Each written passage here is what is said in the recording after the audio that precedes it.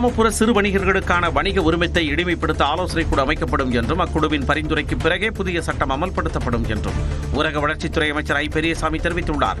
அவர் வெளியிட்டுள்ள செய்தியில், கிராமப்புறங்களில் சிறு தொழில் மற்றும் வணிகம் செய்ய உரிம கட்டணம் சட்டத்தை தமிழக அரசு ஏதோ புதிதாக கொண்டு வந்ததைப் போல அவதூறு பிரச்சாரத்தை எதிர்க்கட்சித் தலைவர் எடப்பாடி பழனிசாமி அவிழ்த்துவிட்டுள்ளதாக கூறியுள்ளார்.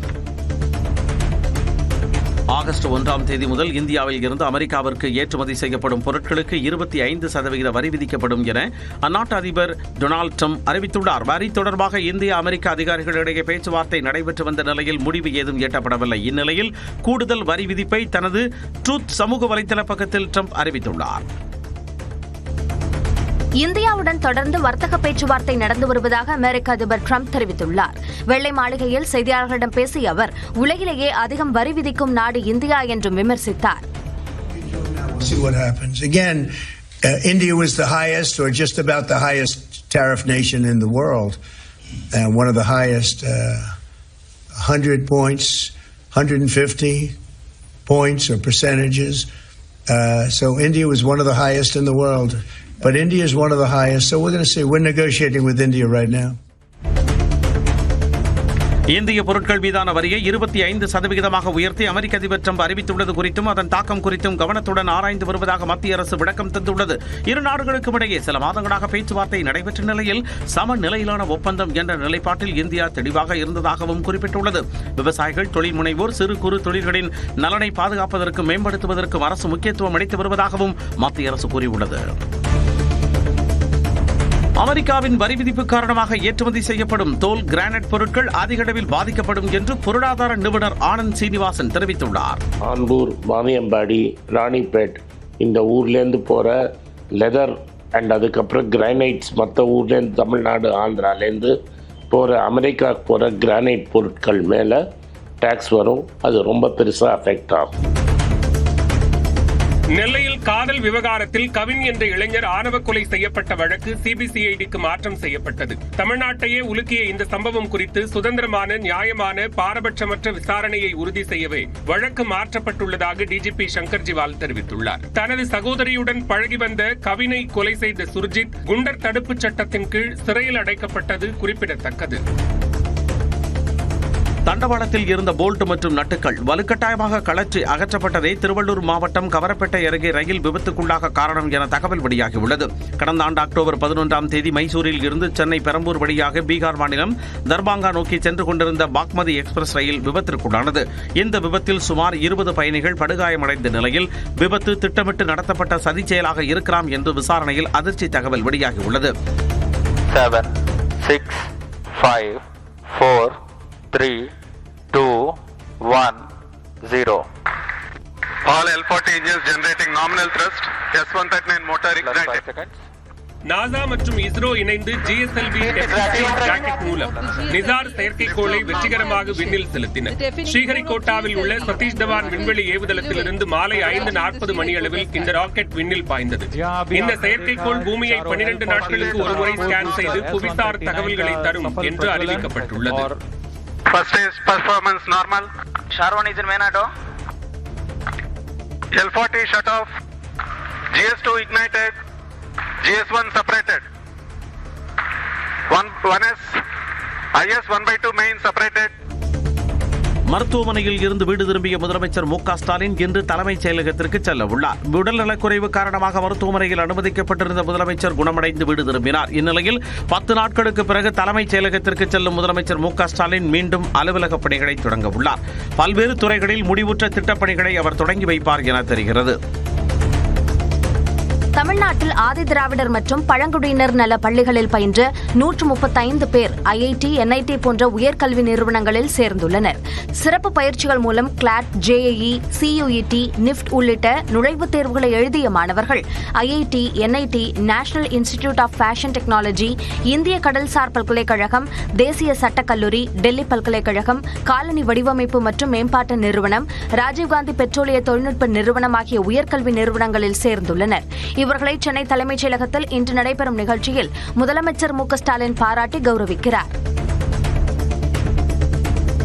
மானாமதுரையில் மக்களை காப்போம், தமிழகத்தை மீட்போம் சுற்றுப்பயணத்தில் உரையாற்றிய அதிமுக பொதுச் செயலாளர் எடப்பாடி பழனிசாமி, தேர்தலை மனதில் கொண்டே உருவாக்கப்பட்டதே உங்களுடன் ஸ்டாலின் திட்டம் என விமர்சித்தார். பெகல்காம் தாக்குதலுக்கான பதிலடி குறித்து திமுக எம்பி கனிமொழி அரசியல் காரணங்களுக்காக மாற்றி மாற்றி பேசுவதாகவும் சாடினார். தலைமை தாங்கி வெளிநாடு போய் இந்திய நாட்டுடைய நிலைப்பாட்டெல்லாம் எடுத்து சொல்லிட்டு வந்திருக்கிறாங்க. நாம ஆபரேஷன் சித்தூர் பற்றி தெளிவுபடுத்தி வந்த பிறகு இங்க இருக்கிற பாரதிய ஜனதா அரசாங்கத்தை பற்றி குறை சொல்றாங்கன்னா இது ஏற்றுக்கொள்ள முடியாத ஒன்று. தமிழக வெற்றிக் கழகத்தின் உறுப்பினர் சேர்க்கை செயலியை கட்சித் தலைவர் விஜய் அறிமுகம் செய்தார். சென்னை பனையூரில் உள்ள அலுவலகத்தில் விஜய் தலைமையில் நடைபெற்ற நிகழ்ச்சியில் செயலி அறிமுகம் செய்யப்பட்டது. இந்த நிகழ்ச்சியில் வெற்றி பேரணியில் தமிழ்நாடு என்ற பரப்புரை இயக்கம் தொடங்கப்பட்டது. மேலும் உறுப்பினர்களுக்கான அடையாள அட்டையையும் விஜய் வழங்கினார்.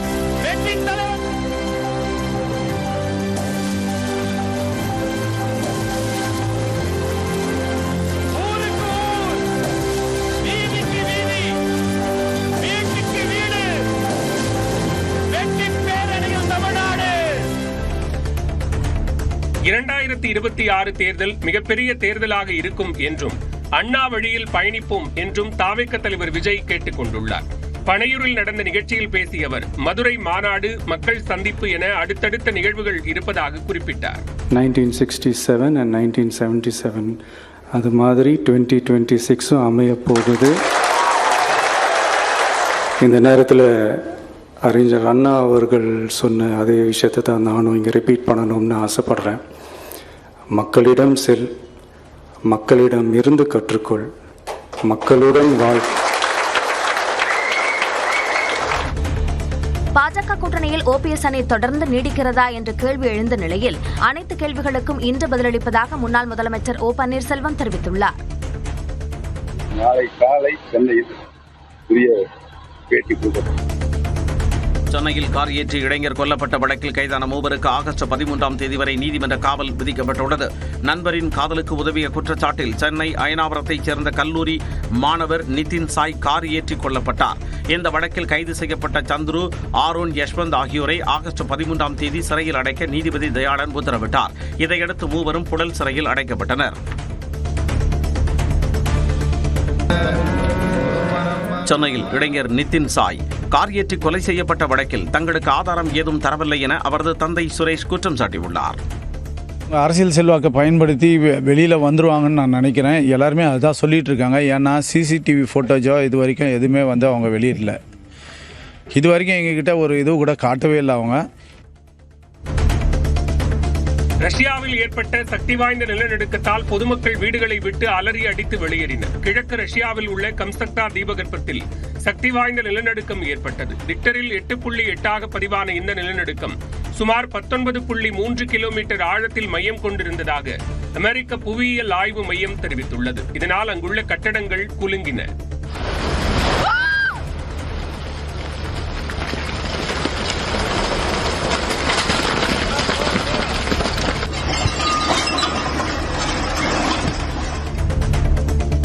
ரஷ்யாவில் நிலநடுக்கம் ஏற்பட்ட சில மணி நேரத்தில் சுனாமி அலைகள் தாக்கின. நிலநடுக்கம் ஏற்பட்ட கம்சக்தா தீபகற்பம், குரில் தீவு, சக்லைன் தீவு ஆகிய இடங்களில் சுனாமி அலைகள் தாக்கின. குரில் தீவின் வடக்கு பகுதியில் உள்ள சக்லைனில் அவசர நிலை பிரகடனப்படுத்தப்பட்டது.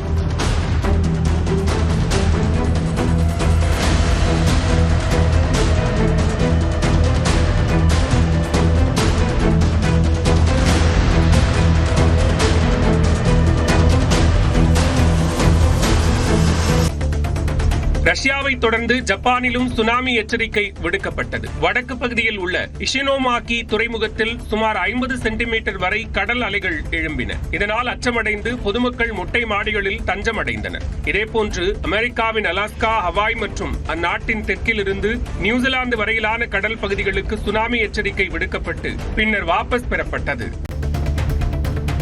வேட்டுவம் படப்பிடிப்பின் போது ஏற்பட்ட விபத்தில் சண்டை கலைஞர் மோகன்ராஜ் உயிரிழந்த வழக்கில் இயக்குநர் ப. ரஞ்சித்திற்கு ஜாமீன் வழங்கப்பட்டுள்ளது. நாகப்பட்டினம் மாவட்டம் விழுந்தமாவடியில் கடந்த 13ஆம் தேதி கார் சேசிங் காட்சி படம் பிடிக்கப்பட்ட போது ஏற்பட்ட விபத்தில் மோகன்ராஜ் உயிரிழந்தார்.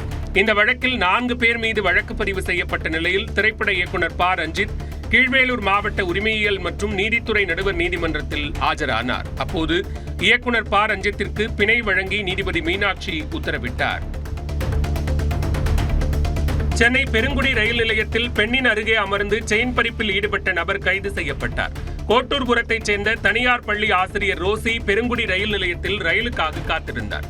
அவருக்கு அருகே அமர்ந்த இளைஞர் திடீரென ரோசியின் கழுத்தில் இருந்த தங்கச் சங்கிலியை பறித்துச் சென்றார். சிசிடிவி காட்சிகளின் அடிப்படையில் விசாரணை நடத்திய போலீசார் விழுப்புரத்தைச் சேர்ந்த சவுந்தர் என்பவரை கைது செய்தனர்.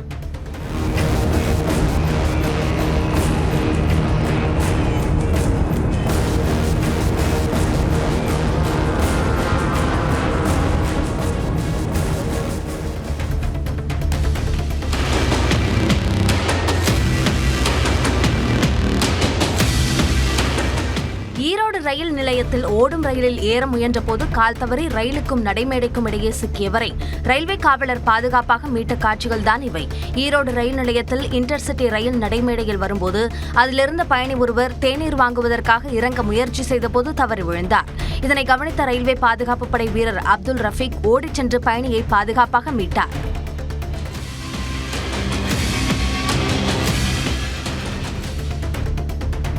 பீகாரின் வாக்காளர் பட்டியல் சிறப்பு திருத்தத்தை கண்டித்து எதிர்க்கட்சிகள் தொடர் போராட்டத்தில் ஈடுபட்டுள்ள நிலையில் இந்த விவகாரம் நாடாளுமன்றத்தில் விவாதத்திற்கு எடுத்துக் கொள்ளப்பட மாட்டாது என்று நாடாளுமன்ற விவகாரத்துறை அமைச்சகம் தெரிவித்துள்ளது.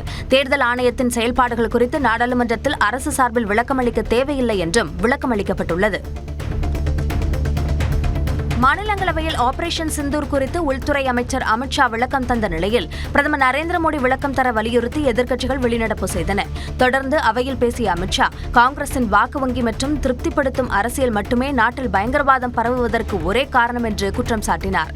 இந்துக்கள் ஒருபோதும் தீவிரவாதியாக இருக்க மாட்டார்கள் என்றும் அமித்ஷா கூறினார். கடலூர் மாவட்டம் விருத்தாச்சலம் அருகே பாதுகாப்பு கோரி காவல் நிலையத்தில் தஞ்சமடைந்த காதல் ஜோடி மீது உறவினர்கள் தாக்குதல் நடத்தினர். பெரிய கண்டியாங்குப்பத்தைச் சேர்ந்த சதீஷ் மற்றும் சித்தேரி குப்பத்தைச் சேர்ந்த சந்தியா ஆகியோர் காதல் திருமணம் செய்து கொண்டனர். இதற்கு பெற்றோர் சம்மதிக்காததால் அவர்கள் விருத்தாச்சலம் காவல் நிலையத்தில் தஞ்சமடைந்தனர். இதனை அறிந்து அங்கு கூடிய சந்தியா மற்றும் சதீஷின் உறவினர்கள் 2 பேரையும் சரமாரியாக தாக்கினர்.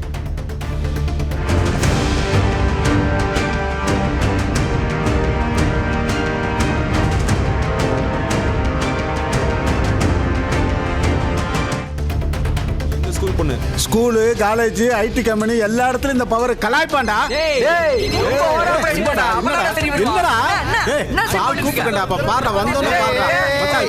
பிரச்சனை பண்றாங்க. சின்ன பையன் கூட என்னடா பிரச்சனை? கேளுங்கண்ணா, நான் உன்னதான்டா கேக்குறேன். சின்ன பையன் கூட என்னடா பிரச்சனை? கண்ணா லட்டு தின்ன ஆசையா படம் மூலம் தமிழ் சினிமாவில் பிரபலமான பவர் ஸ்டார் எனப்படும் சீனிவாசன் பண மோசடி புகாரில் கைது செய்யப்பட்டார். டெல்லியில் 1000 கோடி ரூபாய் கடன் பெற்று தருவதாக கூறி 5 கோடி ரூபாய் பணம் பெற்று மோசடி செய்த வழக்கில் அவரை டெல்லி பொருளாதார குற்றப்பிரிவு காவலர்கள் பவர் ஸ்டார் சீனிவாசனை கைது செய்தனர். அவர் மீது சென்னையில் இதுபோன்று 6 பண மோசடி புகார்கள் இருப்பதும் குறிப்பிடத்தக்கது.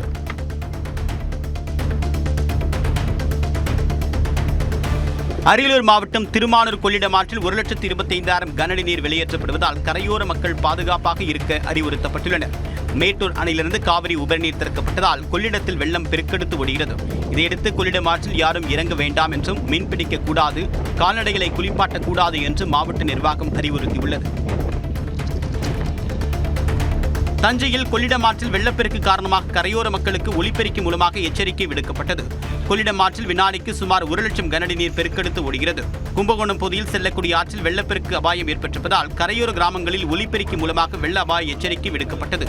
பொதுமக்கள் துணிகளை துவைக்கவோ குளிப்பதற்காகவோ ஆற்றில் இறங்கக்கூடாது என்றும் கால்நடைகளை அழைத்து செல்ல வேண்டாம் என்றும் அறிவுறுத்தப்பட்டது.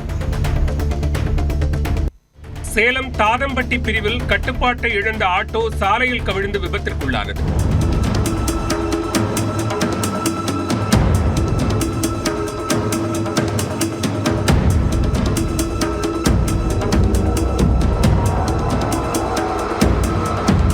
நல்லசிவம் என்பவர் தனது ஆட்டோவில் பயணிகளுடன் சென்றபோது வேகம் காரணமாக கட்டுப்பாட்டை இழந்து விபத்து ஏற்பட்டது. காயமடைந்த நல்லசிவம் உட்பட 5 பேரை அங்கிருந்த மக்கள் மீட்டு மருத்துவமனைக்கு அனுப்பி வைத்தனர். சென்னை பூந்தமல்லி அருகே காரில் செம்மரக்கட்டைகளை கடத்தி வந்த நபர் கைது செய்யப்பட்டார். வண்டலூர் மீஞ்சூர் வெளிவட்ட சாலையில் காவல்துறையினர் வாகன சோதனையில் ஈடுபட்டனர். அப்போது அந்த வழியாக வந்த காரை மடக்கி சோதனை செய்தபோது அதில் 10 லட்சம் ரூபாய் மதிப்புள்ள 500 கிலோ எடை கொண்ட 7 செம்மரக்கட்டைகளை கடத்தி வந்தது தெரியவந்தது. நெல்லூரில் இருந்து கொண்டுவரப்பட்ட அந்த செம்மரக்கட்டைகளை வேலூருக்கு எடுத்துச் சென்றதும் கண்டுபிடிக்கப்பட்டது. இதனையடுத்து அவற்றை பறிமுதல் செய்த காவல்துறையினர் கடத்தலில் ஈடுபட்ட சக்திவேல் என்பவரை கைது செய்தனர். தப்பியோடிய மேலும் ஒருவரை தேடி வருகின்றனர். ஈரோடு மாவட்டம் சத்தியமங்கலம் அருகே பவானி ஆற்றின் வெள்ளத்தில் அடித்துச் செல்லப்பட்ட நபர் பாதுகாப்பாக மீட்கப்பட்டார். பவானி சாகர் அணை 100 அடியை எட்டியதால் உபரிநீர் திறக்கப்பட்டு பவானி ஆற்றில் வெள்ளம் கரைபுரண்டு ஓடுகிறது. இந்நிலையில் சத்தியமங்கலம் காவல் நிலையம் அருகே உள்ள மேம்பாலத்தில் நின்று வெள்ளத்தை ரசித்த பீகாரைச் சேர்ந்த ரன்வீர் என்பவர் ஆற்றில் தவறி விழுந்தார். அருகிலிருந்த அப்துல் பஷீர் என்பவர் ஆற்றில் குதித்து ரன்வீரை பாலத்தின் தூண் அருகே இழுத்துச் சென்றார். பின்னர் தீயணைப்பு வீரர்கள் வந்து இருவரையும் மீட்டனர். சென்னை மூலக்குத்தலம் பகுதியில் மாநகராட்சிக்கு சொந்தமான இடத்தில் இருந்து ஆக்கிரமிப்புகளை அகற்றக்கூடிய பணி 2வது நாளாக நடைபெற்றது. வீடுகளில் இருந்து பொருட்களை எடுத்து சாலையில் வைக்கப்பட்டதால் அதிகாரிகளுடன் அந்த பொதுமக்கள் வாக்குவாதத்தில் ஈடுபட்டனர். பணி செய்ய இடையூறு செய்தாக பெண்கள் சிலரை காவல்துறையினர் கைது செய்ததால் பரபரப்பு ஏற்பட்டது.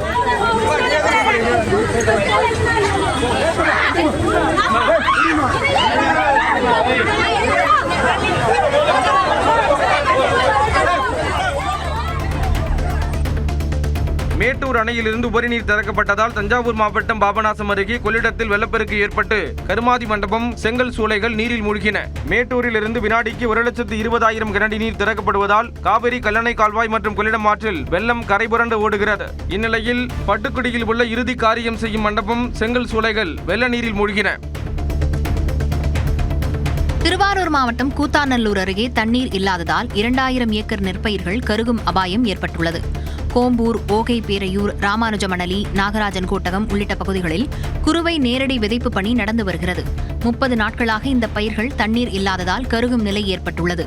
இதனால் விவசாயிகள் 1 மணி நேரத்திற்கு 250 ரூபாய் செலவு செய்து ஆற்றிலிருந்து தண்ணீரை இறைத்து வயல்களுக்கு பாய்ச்சுகின்றனர்.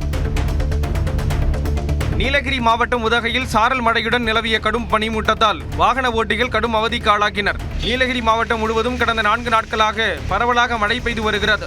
இந்நிலையில் உதகையில் பனிமூட்டம் மற்றும் கடும் குளிர் நிலவியதால் மக்களின் இயல்பு வாழ்க்கை முடங்கியது. குறிப்பாக உதகை கூடலூர், உதகை குன்னூர் மற்றும் உதகை கோத்தகிரி நெடுஞ்சாலைகளில் சூழ்ந்த பனிமூட்டத்தால் வாகன ஓட்டிகள் கடும் அவதியடைந்தனர். இதனால் முகப்பு விளக்குகளை எரியவிட்டவாறு வாகனங்களை இயக்கினர்.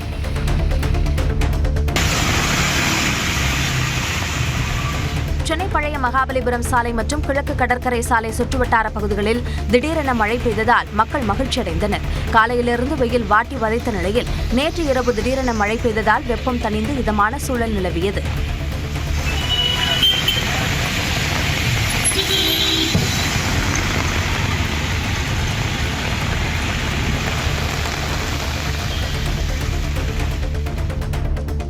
தமிழ்நாட்டில் வரும் சனிக்கிழமை முதல் மீண்டும் கனமழை தொடங்க வாய்ப்புள்ளதாக வானிலை மையம் தெரிவித்துள்ளது. இதுகுறித்து வெளியிடப்பட்டுள்ள அறிவிப்பில் ஆகஸ்ட் 2 முதல் 5ஆம் தேதி வரை தஞ்சாவூர், திருவாரூர், நாகப்பட்டினம், மயிலாடுதுறை, புதுக்கோட்டை மற்றும் காரைக்கால் மாவட்டங்களில் கனமழை பெய்யும் என தெரிவிக்கப்பட்டுள்ளது. விழுப்புரம் மாவட்டத்தில் 3ஆம் தேதியும், அரியலூர் மாவட்டத்தில் 4 மற்றும் 5ஆம் தேதிகளிலும் கனமழை பெய்யும் என கணிக்கப்பட்டுள்ளது. ஆஸ்திரேலியாவில் 16 வயதுக்குட்பட்ட சிறுவர்கள் யூடியூப் நடத்துவதற்கும் யூடியூப் தொடர்பான வீடியோக்களுக்கு கமெண்ட் செய்வதற்கும் தடை விதிக்கப்பட்டுள்ளது. ஃபேஸ்புக், இன்ஸ்டாகிராம், ஸ்னாப்சாட், டிக்டாக் மற்றும் எக்ஸ் உள்ளிட்ட சமூக வலைத்தளங்களை குழந்தைகள் பயன்படுத்த தடை விதிக்கும் வகையில் உலகிலேயே முதன்முறையாக சட்டம் இயற்றிய ஆஸ்திரேலிய அரசு அதை கடந்த நவம்பர் மாதம் அமல்படுத்தியது. மென்பொறியாளர் கவின் படுகொலை வழக்கில் கைதான உதவி ஆய்வாளர் சரவணனுக்கு ஆகஸ்ட் 8ஆம் தேதி வரை நீதிமன்ற காவல் விதிக்கப்பட்டுள்ளது. நெல்லையில் கவினின் பெற்றோருக்கு அமைச்சர்கள் KN நேரு, அனிதா ராதாகிருஷ்ணன் ஆகியோர் நேரில் ஆறுதல் கூறினர். வழக்கு CBCIDக்கு மாற்றப்பட்டுள்ளதை எடுத்து கூறி கவினின் உடலை வாங்குமாறு பேச்சுவார்த்தை நடத்தினர். இதில் உடன்பாடு எட்டப்படாத நிலையில் நெல்லையில் காவல்துறை ADGP டேவிட்சன் தேவாசிர்வாதம் தலைமையில் உயர் அதிகாரிகளின் ஆலோசனைக் கூட்டம் நடைபெற்றது. அதற்கு அடுத்து சிறிது நேரத்தில் பெண்ணின் தந்தையான உதவி ஆய்வாளர் சரவணன் கைது செய்யப்பட்டு சிறையில் அடைக்கப்பட்டார். சமக்ர சிக்ஷா திட்டத்தின் கீழ் தமிழ்நாட்டுக்கு வழங்க வேண்டிய நிதியை விடுவிக்க உத்தரவிடக் கோரிய மனுவை உச்சநீதிமன்றம் வரும் 1ஆம் தேதி விசாரிக்கிறது. மத்திய அரசு வழங்க வேண்டிய 2151 கோடி ரூபாய் கல்வி நிதியையும் அதற்கான 6% வட்டியான 138 கோடி ரூபாயையும் சேர்த்து வழங்க உத்தரவிடக் கோரி தமிழ்நாடு அரசு கடந்த மே மாதம் மனு தாக்கல் செய்தது. இந்த மனு தலைமை நீதிபதி கவாய் மற்றும் நீதிபதி வினோத் சந்திரன் அமர்வில் விசாரணைக்கு வருகிறது. அடுத்த மாதம் 26ஆம் தேதி பிரதமர் நரேந்திர மோடி மீண்டும் தமிழ்நாட்டுக்கு பயணம் மேற்கொள்ள உள்ளதாக தகவல் வெளியாகியுள்ளது. கடந்த வாரம் 2 நாள் பயணமாக பிரதமர் மோடி தூத்துக்குடி மற்றும் கங்கை கொண்ட சோழபுரத்திற்கு வந்தார். இந்நிலையில் அவர் மீண்டும் தமிழ்நாட்டுக்கு பயணம் மேற்கொள்ள உள்ளார். அவர் ஆகஸ்ட் 26ஆம் தேதி திருவண்ணாமலை மற்றும் சிதம்பரத்தில் நடைபெறும் நிகழ்ச்சிகளில் கலந்து கொள்ள உள்ளதாக தகவல் வெளியாகியுள்ளது. நடிகை குஷ்பு, சசிகலா புஷ்பா, ராமலிங்கம், கருநாகராஜன் உட்பட 14 பேர் பாஜகவின் மாநில துணைத் தலைவர்களாக நியமிக்கப்பட்டுள்ளனர். இது தொடர்பாக பாஜக மாநில தலைவர் நயினார் நாகேந்திரன் அறிவிப்பு வெளியிட்டுள்ளார். இதேபோன்று 2021ஆம் ஆண்டு கட்சி பொறுப்பில் இருந்து நீக்கப்பட்ட KT ராகவன் மாநில பிரிவு அமைப்பாளராக நயினார் நாகேந்திரன் நியமித்துள்ளார். இதேபோன்று மாநில பொதுச் செயலாளர்கள், செயலாளர்கள் குறித்தும் அறிவிப்பு வெளியாகியுள்ளது. தமிழக பாஜக மாநில துணைத் தலைவராக நியமனம் செய்யப்பட்ட நிலையில் நியூஸ் 18 தமிழ்நாட்டிற்கு பேட்டியளித்த நடிகை குஷ்பு புதிய பதவி தனக்கு ஆச்சரியத்தை அளிப்பதாக தெரிவித்துள்ளார். எனக்கு நான் எதிர்பார்க்கல. நீங்க பாத்தீங்கன்னா நான் இங்க சென்னையில ஷூட்டிங்ல இருக்கேன். திடீர்னு இந்த மாதிரி ஒரு அறிவிப்பு வரும்போது ரொம்ப சந்தோஷமா இருக்கு. பகல்காம் தீவிரவாத தாக்குதல் தொடர்பாக மாநிலங்களவையில் நடைபெற்ற விவாதத்தில் பிரதமர் ஏன் பேசவில்லை என கேள்வி எழுப்பியதற்கு அவமானப்படுத்தும் நோக்கில் மத்திய உள்துறை அமைச்சர் அமித்ஷா நடந்து கொண்டதாக திமுக மாநிலங்களவை குழு தலைவர் திருச்சி சிவா குற்றம் சாட்டியுள்ளார். பிரதமருடைய கடமை என்பது நாடாளுமன்றத்திற்கு கட்டுப்பட்டு பதில் சொல்ல வேண்டியது. பெரிய விவாதங்களின் போது அவர் வர வேண்டும். எதிர்க்கட்சிகள் பேசுவதை கேட்க வேண்டும். பின்னர் பொறுப்புணர்ச்சியோடு பதில் சொல்ல வேண்டும். கேள்வி கேட்பதும் சந்தேகங்கள் எழுப்புவதும் எங்கள் கடமை. அதற்கு விளக்கம் தர வேண்டியது அரசாங்கத்தினுடைய பொறுப்பு. திருப்பத்தூர் மாவட்டம் வாணியம்பாடி அருகே ரயிலில் கீழே விழுந்து பெண் உயிரிழந்தது குறித்து காவல்துறையினர் விசாரணை மேற்கொண்டு வருகின்றனர். கேரளாவில் பணியாற்றக்கூடிய ராஜேஷ் தன்னுடைய மனைவி ரோஹிணி மற்றும் 2 வயது குழந்தையுடன் சென்னையில் உள்ள தந்தையை காண திருவனந்தபுரம் விரைவு ரயிலில் வந்தார். ஜோலார்பேட்டை ரயில் நிலையம் அருகே வந்த நிலையில் கழிவறைக்கு சென்ற போது ரயிலில் இருந்து தவறி விழுந்த ரோஹிணி உயிரிழந்தார். இதை அறியாத ராஜேஷ் அவரை காணவில்லை என்று காவல் நிலையத்தில் புகார் அளித்துள்ளார். இந்நிலையில் வாணியம்பாடி அருகே தண்டவாளத்தில் ரோஹிணி சடலமாக கிடந்தார். அவர் தவறி விழுந்தாரா, வேறு ஏதும் காரணமா என்று காவல்துறையினர் விசாரணை மேற்கொண்டு வருகின்றனர். குத்தாலத்திலிருந்து மயிலாடுதுறை நோக்கி சென்ற தனியார் பேருந்தில் படிக்கட்டில் தொங்கியபடி பயணம் செய்த கல்லூரி மாணவனின் கால் சாலையில் உரசியதில் 3 விரல்கள் துண்டிக்கப்பட்டன. வலியால் துடித்த மாணவனை அப்பகுதி மக்கள் மீட்டு அரசு மருத்துவமனைக்கு அனுப்பி வைத்தனர். அங்கு மாணவனுக்கு அறுவை சிகிச்சை செய்யப்பட்ட நிலையில் மருத்துவர்களின் கண்காணிப்பில் உள்ளார். நீலகிரி மாவட்டம் உதகை அருகே தனியார் கிளப்புக்குள் உணவு தேடி புகுந்த கரடியின் CCTV காட்சி வெளியாகியுள்ளது.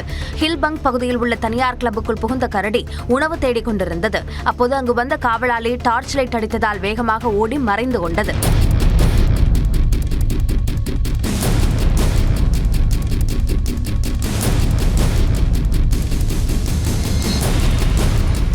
இந்த CCTV காட்சிகள் வெளியான நிலையில் கரடியை கூண்டு வைத்து பிடிக்க மக்கள் கோரிக்கை விடுத்துள்ளனர். கிருஷ்ணகிரி மாவட்டம் போச்சம்பள்ளி அருகே தென்பெண்ணை ஆற்றில் ரசாயனம் கலந்த தண்ணீர் வருவதால் போச்சம்பள்ளி அடுத்த பாரூர் ஏரி மாசடைந்திருப்பதாக விவசாயிகள் குற்றம் சாட்டியுள்ளனர். பாரூர் ஏரியின் கிழக்கு பகுதியில் பச்சை நிறத்தில் தேங்கியுள்ள ரசாயன கழிவுகளால் கடும் துர்நாற்றம் வீசுவதாக கிராம மக்கள் அதிருப்தி அடைந்துள்ளனர். கொசு தொல்லை ஏற்படுவதாகவும் துர்நாற்றத்தை தவிர்க்க நாள் முழுவதும் ஊதுவத்தி சாம்பிராணிகளை ஏற்றி வைக்கும் நிலை இருப்பதாகவும் விவசாயிகள் வேதனை தெரிவிக்கின்றனர். விருதுநகர் மாவட்டம் சிவகாசியில் இருசக்கர வாகனம் மீது லாரி மோதிய விபத்தில் மாமனார், மருமகன் ஆகியோர் உயிரிழந்தனர். திருத்தங்கலைச் சேர்ந்த சார்லஸ் பொன்றசலும் கேரளாவைச் சேர்ந்த அவரது மாமனாருமான ஜோதிராஜ் என்பவரும் திருத்தங்கல் சாலையில் இருசக்கர வாகனத்தில் சென்றபோது எதிரே வந்த லாரி மோதியது. இதில் சம்பவ இடத்திலேயே ஜோதிராஜ் உயிரிழந்த நிலையில் சிவகாசி அரசு மருத்துவமனைக்கு அழைத்துச் செல்லப்பட்ட மருமகன் சார்லஸும் உயிரிழந்தார். தன் மீதான சூதாட்ட செயலி வழக்கில் அரசியல் பின்புலம் இல்லை என்று நடிகர் பிரகாஷ் ராஜ் தெரிவித்துள்ளார். ஹைதராபாத்தில் உள்ள அமலாக்கத்துறை அலுவலகத்தில் விசாரணைக்கு ஆஜரான பின்னர் செய்தியாளர்களிடம் பேசிய அவர் அதிகாரிகளின் விசாரணைக்கு முழு ஒத்துழைப்பு அளித்ததாக தெரிவித்தார். Of the betting apps, and I have come, and it was something which I did in 2016, and later on moral grounds I did not pursue it, and I gave them information that I have not received any money because I did not want to take money of that, and they have taken all the details, and we finished the inquiry, and that's it. Thank you. Swiss வங்கியில் அண்மை காலங்களில் இந்தியர்களின் வைப்பு நிதி மும்மடங்கு அதிகரித்துள்ளதை மத்திய அரசு உறுதி செய்துள்ளது. இது தொடர்பாக மாநிலங்களவையில் சிபிஎம் எம்பி ஜான் பிரிட்டாஸ் கேட்ட கேள்விக்கு மத்திய நிதியமைச்சகம் பதிலளித்துள்ளது. அதில் கருப்பு பணம் சட்டத்தின் கீழ் 10 ஆண்டுகளில் 35,000 கோடி ரூபாய் கோரப்பட்டதாகவும் அதில் இதுவரை 338 கோடி ரூபாய் மட்டுமே மீட்கப்பட்டுள்ளதாகவும் மத்திய அரசு தெரிவித்துள்ளது. இந்நிலையில் கருப்பு பணத்தை ஒழிப்போம் என்ற பிரச்சாரம் என்ன ஆனது என ஜான் பிரிட்டாஸ் கேள்வி எழுப்பியுள்ளார். முதன்முறையாக ஆஸ்திரேலியாவில் தயாரிக்கப்பட்ட ராக்கெட் விண்ணில் ஏவப்பட்டு 14 வினாடிகளில் கீழே விழுந்தது. சிறிய வகை செயற்கைக்கோள்களை ஏந்திக் கொண்டு செல்லும் வகையில் எரிஸ் என்ற ராக்கெட் குயின்ஸ்லாந்து பகுதியிலிருந்து விண்ணில் ஏவப்பட்டது. 23 மீட்டர் நீளமான இந்த ராக்கெட் புறப்பட்ட சில வினாடிகளிலேயே மேலே எழும்ப முடியாமல் கீழே விழுந்து சிதறியது. தொழில்நுட்ப கோளாறு மற்றும் மோசமான வானிலை காரணமாக ராக்கெட் விழுந்ததாக தெரிவிக்கப்பட்டுள்ளது.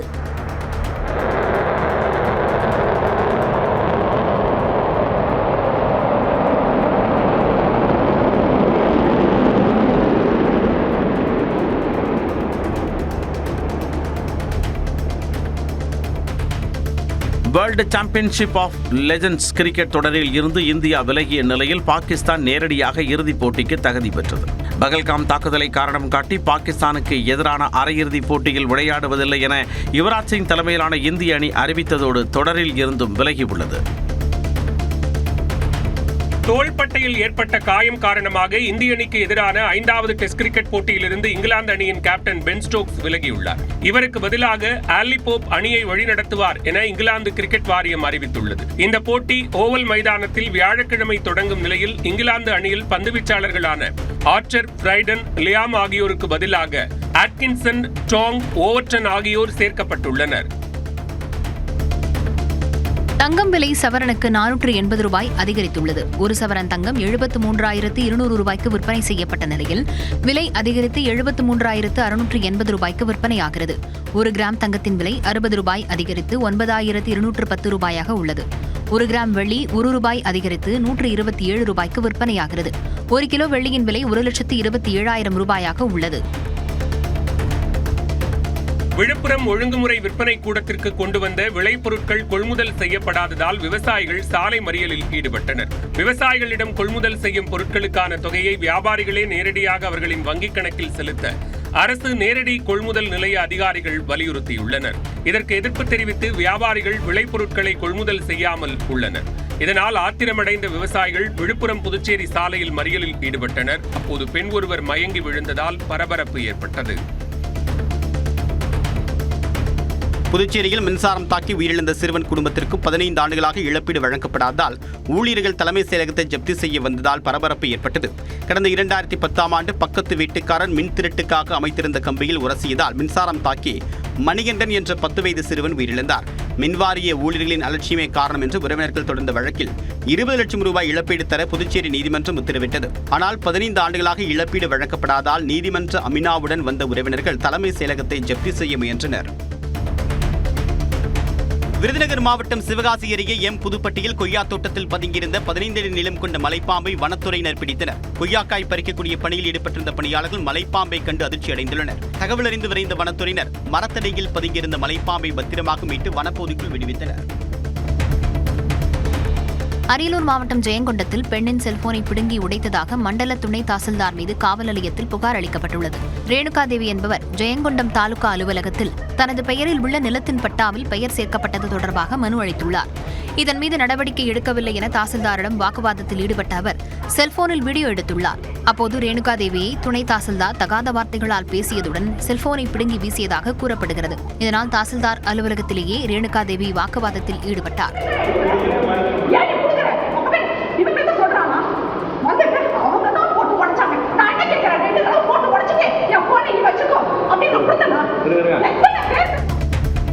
தேனி மாவட்டம் உத்தமபாளையம் அருகே குடியிருப்பு பகுதியில் அடுத்தடுத்து 3 பாம்புகள் பிடிக்கப்பட்டது மக்களிடையே அச்சத்தை ஏற்படுத்தியிருக்கிறது.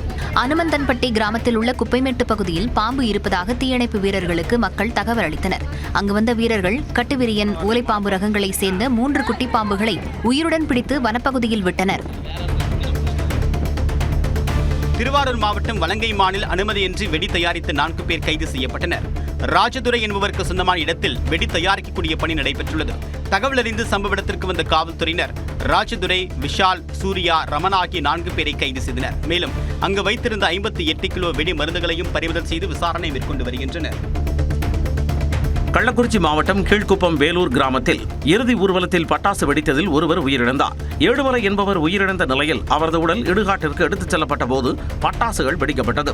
அப்போது ஒரு ஆகாய வெடி மின்சார கம்பி மீது பட்டு கீழே திரும்பி பட்டாசுகள் வைத்திருந்த சாக்கில் விழுந்ததில் அனைத்து பட்டாசுகளும் மொத்தமாக வெடித்தன. இதில் மேடமடித்துச் சென்ற மூர்த்தி என்பவர் படுகாயமடைந்து சம்பவ இடத்திலேயே உயிரிழந்த நிலையில் படுகாயமடைந்த 7 பேர் முண்டியம்பாக்கம் அரசு மருத்துவமனையில் சிகிச்சை பெற்று வருகின்றனர். திரிபுரா மாநிலம் அகர்தலாவில் சாலையின் நடுவே காரை நிறுத்திவிட்டு காருக்குள்ளேயே போதை ஆசாமி உறங்கியதால் வாகன ஓட்டிகள் அவதிக்குள்ளாகினர். இளைஞர் ஒருவர் காரில் இருந்தபடியே மது அருந்தியதாக தெரிகிறது. போதை தலைக்கேறியதால் அவர் காரை சாலையிலேயே நிறுத்திவிட்டு உறங்கியுள்ளார். சுமார் அரை மணி நேரத்திற்கு பிறகு கார் கதவை திறந்து அந்த இளைஞரை போலீசார் வெளியேற்றினர். பிறகு கார் அங்கிருந்து நகர்த்தப்பட்டது. இமயமலை பகுதியில் வாழும் யாக் என்ற வளர்ப்பு விலங்கின் எண்ணிக்கை வெப்பமயமாதலால் குறைந்து வருகிறது. பாலூட்டி வகை உயிரினமான யாக் என்ற விலங்கு இமயமலை, திபெத் உள்ளிட்ட பகுதிகளில் வாழக்கூடியவை. அடர்த்தியான ரோமங்கள் கொண்ட இந்த விலங்கு தொடர்ந்து அதிகரித்து வரும் புவியின் வெப்பத்தால் அவதிப்படுவதாக அந்த பகுதியினர் கூறுகின்றனர். இதனால் அவற்றின் எண்ணிக்கை ஒவ்வொரு ஆண்டும் குறைந்து வருவதாக அவர்கள் தெரிவித்தனர். டெல்லியில் சாலையில் இருசக்கர வாகனத்தில் சென்றவர் மீது மின்கம்பம் சரிந்து விழுந்த சம்பவம் அதிர்ச்சியை ஏற்படுத்தியுள்ளது. தாகூர் கார்டன் பகுதியில் சில நாட்களாக மழை பெய்து வருகிறது. இந்நிலையில் அங்குள்ள சாலையில் இருசக்கர வாகனம் சென்று கொண்டிருந்த போது திடீரென சாலை ஓரம் இருந்த மின்கம்பம் சரிந்து அவர் மீது விழுந்தது. இதில் அவர் படுகாயமடைந்தார்.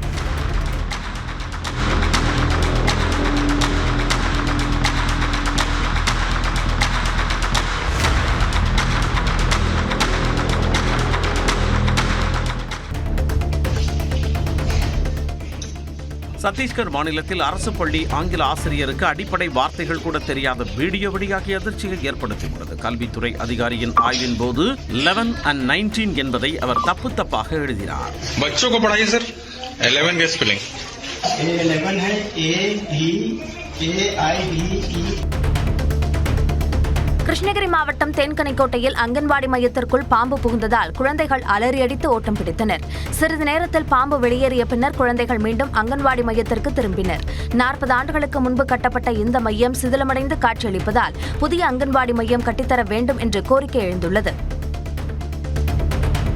தேனி மாவட்டம் சின்னமனூரில் நடைபெற்ற இரட்டை மாட்டு வண்டி பந்தயத்தில் 200க்கும் மேற்பட்ட மாட்டு வண்டிகள் பங்கேற்று சீறி பாய்ந்தோடின.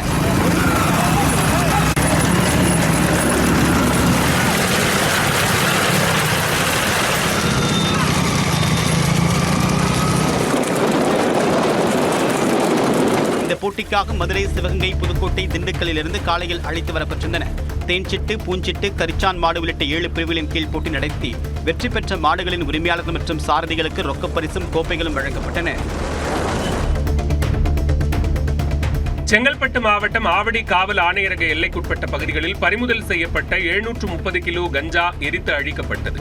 78 வழக்குகளில் பறிமுதல் செய்யப்பட்ட கஞ்சாவை அழிக்க நீதிமன்ற உத்தரவு பெறப்பட்டது. இதனையடுத்து காவலர்கள் தென்மேல்பாக்கம் பகுதியில் உள்ள நிறுவனத்தில் கஞ்சா மூட்டைகளை எரித்து அழித்தனர். காவல்துறை உயரதிகாரிகள் முன்னிலையில் கஞ்சா எரித்து அழிக்கப்பட்டது.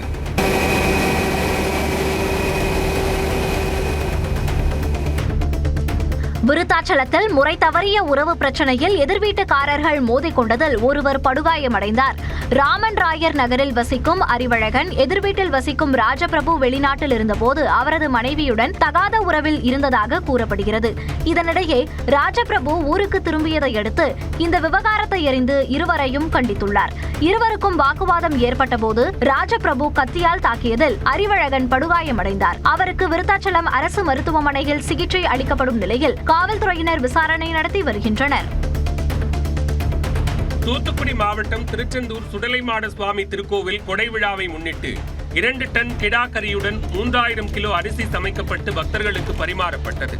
சுடலைமாட சுவாமி திருக்கோவிலில் கடந்த 22ஆம் தேதி பந்தக்கால் நடைபெற்று கொடை விழா தொடங்கியது. இதன் ஒரு பகுதியாக பக்தர்கள் வழங்கிய 125க்கும் மேற்பட்ட ஆடுகளை பலியிட்டு சமைத்து அன்னதானம் வழங்கப்பட்டது. மேலும் 100க்கும் மேற்பட்ட வாழைத்தார்களை பக்தர்கள் கோயில் முழுவதும் கட்டி வைத்திருந்தனர். திருவண்ணாமலை மாவட்டம் செய்யாறு பகுதியில் நேரடி நெல் கொள்முதல் மையங்களை திறக்க கோரி விவசாயிகள் நூதன போராட்டம் நடத்தினர். திருவண்ணாமலை மாவட்டத்தில் மட்டும் முன்கூட்டியே நேரடி நெல் கொள்முதல் மையங்கள் மூடப்பட்டிருப்பது வேதனைக்குரிய விஷயமாக விவசாயிகள் கருதுகின்றனர். கொள்முதல் நிலையங்கள் பயனற்று கிடப்பதாக கூறி படுத்து உறங்கி ஆர்ப்பாட்டம் நடத்தி எதிர்ப்பை வெளிப்படுத்தினர். கள்ளக்குறிச்சி மாவட்டம் சங்கராபுரத்தில் விவசாய நிலத்தில் வைக்கோல் ஏற்றி சென்ற சரக்கு வாகனத்தின் மீது மின் ஒயர் உரசி தீ விபத்து ஏற்பட்டது. பங்களா தெருவை சேர்ந்த விஜயகுமார் என்பவர் சரக்கு வாகனத்தில் வைக்கோல் ஏற்றிக்கொண்டு தொண்டாமனூர் நோக்கி புறப்பட்ட போது வயலில் தாழ்வாக சென்ற மின் ஒயரில் உரசி வைக்கோலில் தீ பிடித்தது. தீயணைப்புத் துறையினர் விரைந்து தீயை அணைப்பதற்குள் வாகனம் தீக்கிரையானது. காரைக்குடி அருகே திருப்பத்தூரில் இபிஎஸ்ஐ வரவேற்க வைக்கப்பட்ட பலூனை அகற்றுவது தொடர்பான வாக்குவாதத்தில் ஈடுபட்ட அதிமுக முன்னாள் எம்எல்ஏ மீது வழக்கு பதிவு செய்யப்பட்டுள்ளது. மக்களை காப்போம், தமிழகத்தை மீட்போம் என்ற பிரச்சார பயணத்திற்காக சிவகங்கை வந்த அதிமுக பொதுச் செயலாளர் எடப்பாடி பழனிசாமியை வரவேற்க திருப்பத்தூரில் தனியார் கட்டடத்தில் ராட்சத பலூன் கட்டப்பட்டிருந்தது. அனுமதியின்றி கட்டப்பட்ட இந்த பலூனை அகற்ற முயன்ற காவல்துறையினருடன் முன்னாள் எம்எல்ஏ உமாதேவன் வாக்குவாதத்தில் ஈடுபட்டார். கடலூர் ஜெயிலையும் விழுப்புரம் ஜெயிலையும் மதுரை ஜெயில வச்சு பார்த்துட்டேன். அருக பாப்போம் என்ன உங்க அக்கௌண்ட் சொத்தை எடுத்துக்கிட்டோம், அதோட சொத்தை எடுத்துக்கிட்டோம். யார் எங்க வெளியே இருக்கிறது? கரூர் குளித்தலை அருகே அரசு சமூக நீதி கல்லூரி மாணவர்களின் விடுதியில் 11 செல்போன்கள் திருடப்பட்டுள்ளன. கள்ளிப்பள்ளியில் உள்ள விடுதியில் 75 மாணவர்கள் தங்கி படிக்கின்றனர். அதிகாலை நேரத்தில் இந்த விடுதிக்குள் புகுந்த நபர்கள் மாணவர்களின் 11 செல்போன்களை திருடிச் சென்றுள்ளனர். இது தொடர்பாக லாலாப்பேட்டை காவல் நிலையத்தில் புகார் அளிக்கப்பட்ட நிலையில் விசாரணை நடைபெறுகிறது. தூத்துக்குடி மாவட்டம் கோவில்பட்டியில் முதலமைச்சரின் விரிவான மருத்துவ காப்பீட்டு அட்டைகள் குப்பையில் வீசப்பட்டிருந்ததால் பயனாளிகள் அதிர்ச்சி அடைந்தனர். அவை பாண்டவர்மங்கலம் மற்றும் கோவில்பட்டி சுற்றுவட்டார பகுதிகளைச் சேர்ந்த பயனாளிகளின் அட்டைகள் என தெரியவந்ததை அடுத்து சமூக ஆர்வலர்கள் அவற்றை மீட்டு கோவில்பட்டி கோட்டாட்சியர் அலுவலகத்தில் ஒப்படைத்தனர். நியூஸ் 18 தமிழ்நாடு செய்தியின் எதிரொலியாக வேலூர் மாவட்டம் கிளித்தான்பட்டறை ரயில்வே கணவாயில் தேங்கிய மழை நீரை அகற்றும் பணி நடைபெற்றது. செவ்வாயன்று கிளித்தான்பட்டறையில் இடுகாட்டுக்கு செல்லும் பாதையில் தேங்கிய தண்ணீரின் இடையே சடலம் எடுத்துச் செல்லப்பட்டது. இதனால் அதிருப்தி அடைந்த ஊர் மக்கள் சாலையில் சடலத்தை வைத்து போராட்டம் நடத்தினர். இது தொடர்பான செய்தி வெளியானதை அடுத்து கணவாயில் தேங்கிய நீரை அகற்றியதுடன் பாதையை சுத்தப்படுத்தும் பணியை மாநகராட்சி நிர்வாகத்தினர் மேற்கொண்டனர். தூத்துக்குடி மாவட்டம் கோவில்பட்டி அருகே டிராக்டர் மீது லாரி மோதிய விபத்தில் உத்தரப்பிரதேசத்தை சேர்ந்தவர் உயிரிழந்தார். சேலத்தில் உள்ள தனியார் டிராக்டர் நிறுவனத்தில் பணியாற்றி வந்த உத்தம் சிங் என்பவர் புதிய டிராக்டர் ஒன்றை எடுத்துக்கொண்டு நெல்லையில் உள்ள நிறுவனத்திற்கு சென்றார். இவர் கோவில்பட்டி அருகே வந்தபோது பின்னால் வந்த லாரி மோதி கீழே விழுந்த நிலையில் தான் ஓட்டி வந்த டிராக்டரிலேயே சிக்கி உயிரிழந்தார். அரியலூர் அருகே பேருந்தில் ஏறிய நபர் மீது 2 பேர் இரும்பு கம்பியால் தாக்குதல் நடத்தியது பரபரப்பை ஏற்படுத்தியுள்ளது. இரவாங்குடியைச் சேர்ந்த சிவகுமார் தனது இருசக்கர வாகனத்தை காடுவெட்டி பேருந்து நிறுத்தம் அருகே நிறுத்தியுள்ளார். அப்போது அங்கிருந்த இருவருக்கும் சிவகுமாருக்கும் இடையே தகராறு ஏற்பட்டுள்ளது. இதையடுத்து சிவகுமார் அந்த வழியாக வந்த பேருந்தில் ஏறிய நிலையில் இருவரும் பின்தொடர்ந்து வந்து தாக்குதல் நடத்தினர்.